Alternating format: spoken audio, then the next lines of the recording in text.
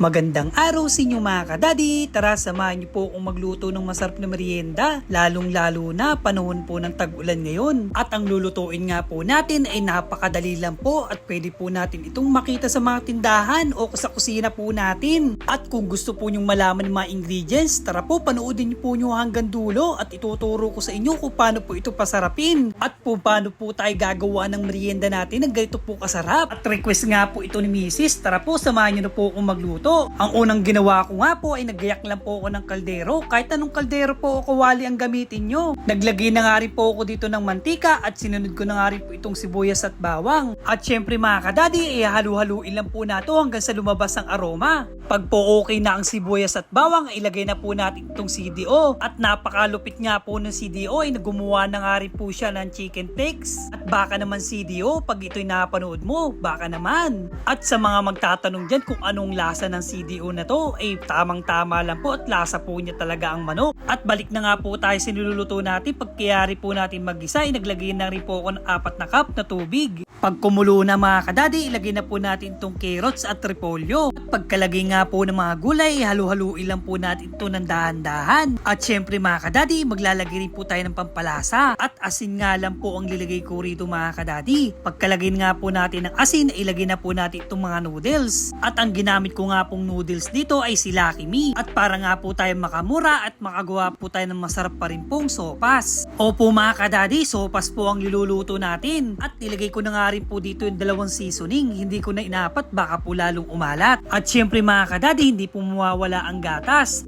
Ang gatas po kasi ang magpapasarap sa sopas. At kung umabot ko nga po pala sa video ito, ay comment below naman po kung taga-saan kayo. At pakihit naman po ang follow natin dyan para po sa mga susunod na upload natin ay ma-update kayo.